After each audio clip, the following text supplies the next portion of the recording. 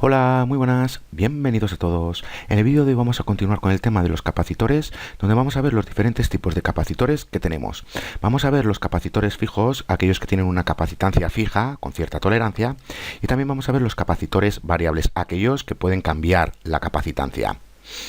Sobre la rotulación que tienen los capacitores, es decir, los capacitores tienen escritos ciertas letras y números, bueno, pues de ello vamos a hablar cuando acabemos el tema de los capacitores, porque ahí vamos a saber cómo obtener la capacitancia que tiene cierto capacitor y también la tolerancia.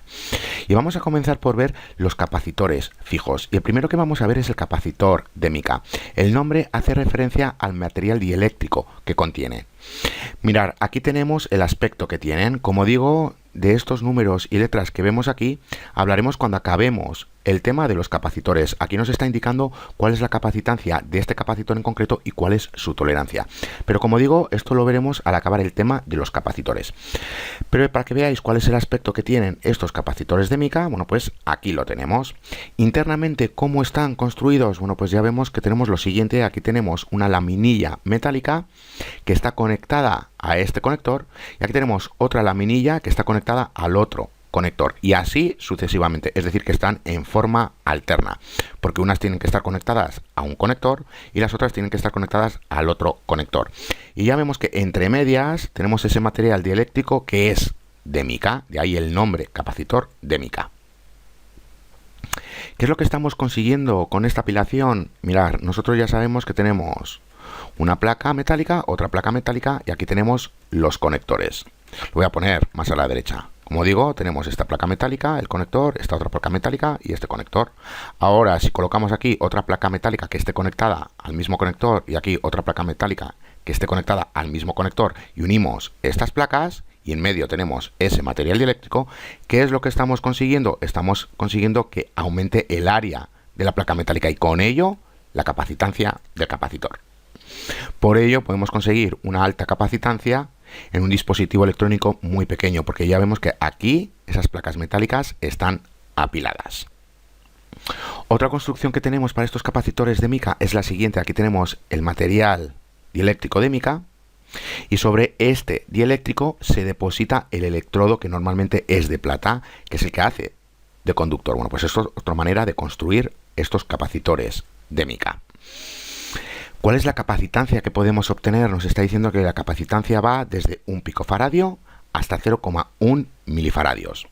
Y los voltajes nominales ya vemos que van desde 100 voltios hasta 2500 voltios, que es bastante.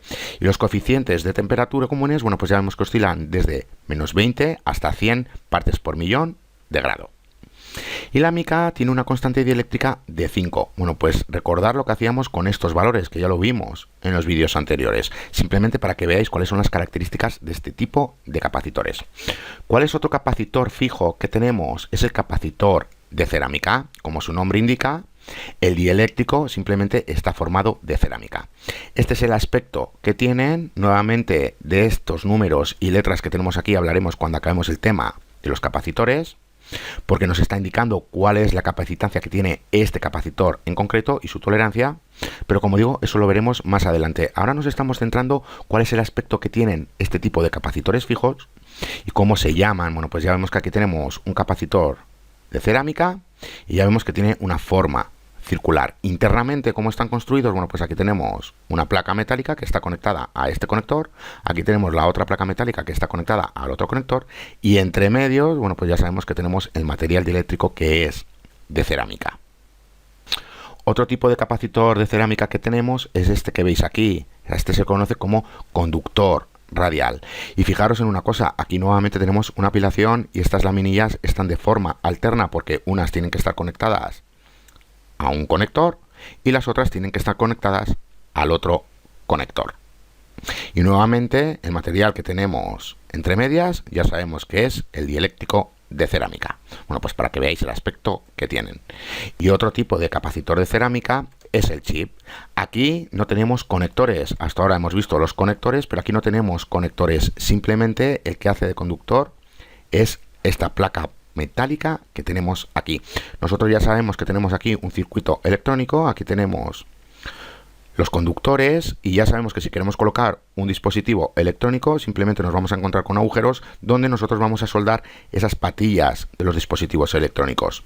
Pero si no tenemos patillas o conectores, simplemente nos vamos a encontrar aquí en la placa electrónica una base metálica donde nosotros directamente vamos a soldar esta otra base metálica y así hacemos la conexión.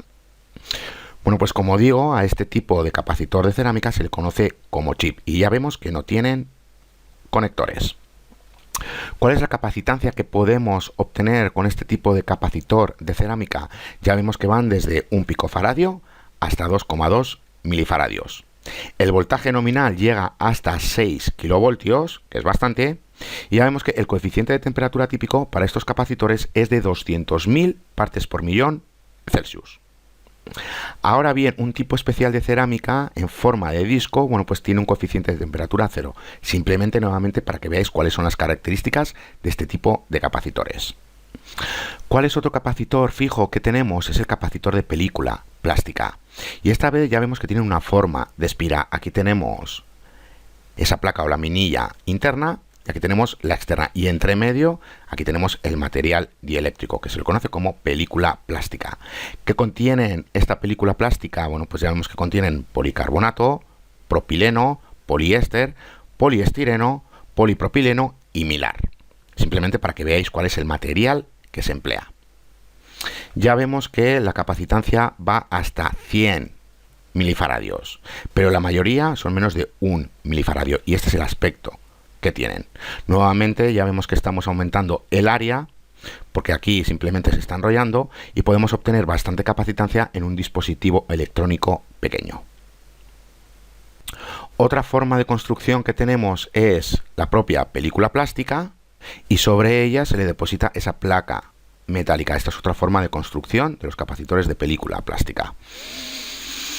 Por último, de los capacitores fijos, vamos a ver el capacitor electrolítico. Y hasta ahora hemos visto lo siguiente, que cuando tenemos un capacitor y tenemos aquí los conectores, da igual que este conector se le conecte la terminal positiva y a este la negativa, o viceversa, aquí la negativa y aquí la positiva. Lo mismo cuando teníamos resistencias, da igual que aquí tengamos la terminal positiva y aquí la negativa, o viceversa, aquí la negativa y aquí la positiva.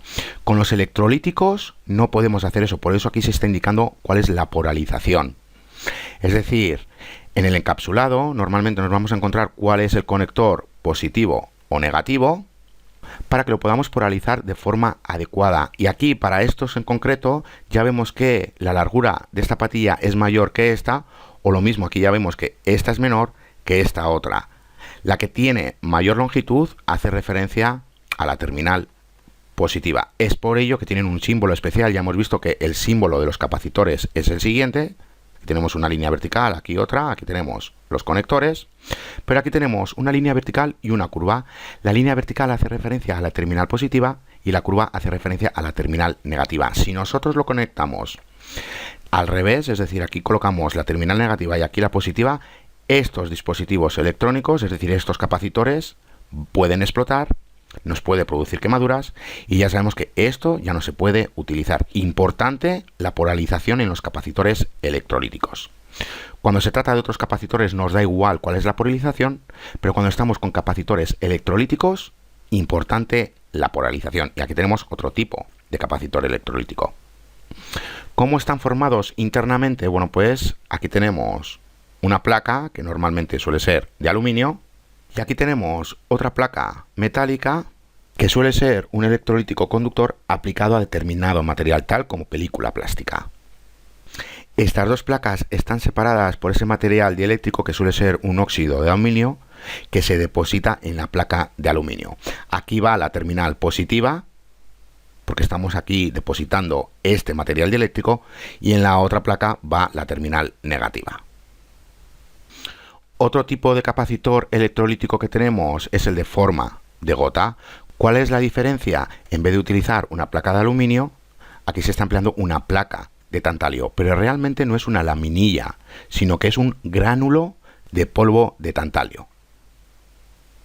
El pentóxido de tantalio forma el material dieléctrico y el dióxido de manganeso forma la otra placa. Aquí tenemos la terminal positiva, allá donde tengamos el gránulo de polvo de tantalio, y la otra hace referencia a la terminal negativa.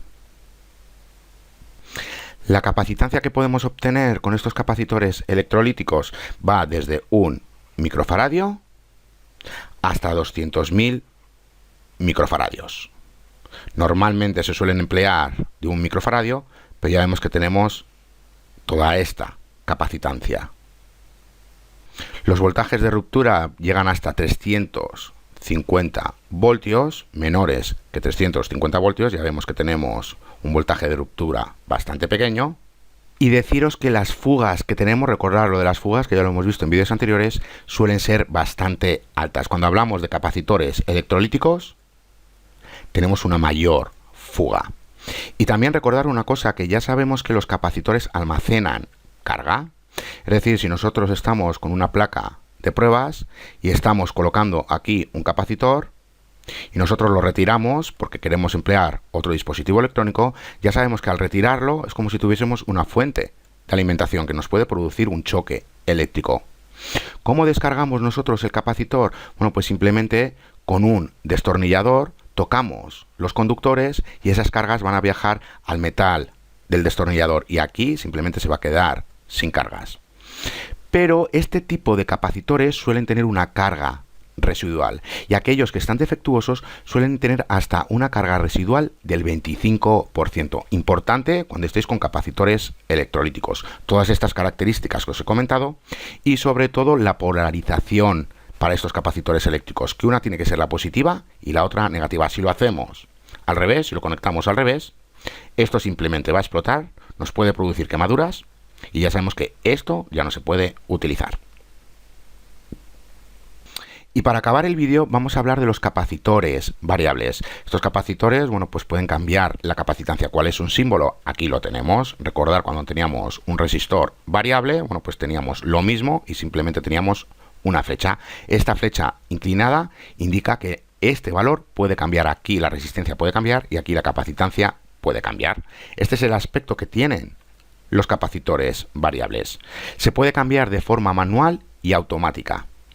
Y la capacitancia que podemos obtener suele ser menor de 300 picofaradios. En función de la aplicación que estemos creando, podemos tener capacitores variables que superen esta capacitancia, pero lo normal es tener menos de 300 picofaradios. Ahora, ¿cómo lo cambiamos manualmente? Normalmente suelen tener aquí un tornillo. Con este tornillo nosotros podemos acercar las placas metálicas o también las podemos alejar. Si las alejamos, ya sabemos que estamos disminuyendo la capacitancia y si las acercamos, ya sabemos que estamos aumentando la capacitancia. Bueno, pues a este tipo de capacitores, donde nosotros lo cambiamos con un tornillo, se les conoce como reguladores, lo voy a poner aquí, reguladores, o simplemente trimmers, reguladores, o como digo, simplemente trimmers. Y ya siento la letra, pero con esto de la tablet pues no puedo escribir bien.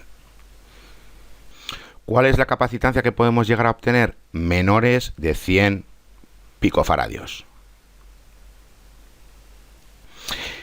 Y un tipo especial de capacitor variable es el varactor. De esto hablaremos cuando veamos el curso de los semiconductores. Ya vemos que el varactor es un dispositivo semiconductor que exhibe una característica de capacitancia que puede ser variada al cambiar el voltaje entre sus terminales. Es decir, al cambiar el voltaje que tenemos en los conectores, la capacitancia puede cambiar. Pero como digo, eso lo veremos cuando veamos el curso de los semiconductores. Pero que sepáis que existe un capacitor conocido como varactor, cuya capacitancia puede cambiar cuando cambia el voltaje entre sus terminales. Bueno, pues hasta aquí este vídeo. Ya en el siguiente vídeo vamos a ver cómo obtener la capacitancia total cuando tenemos capacitores conectados en serie. Hasta la siguiente.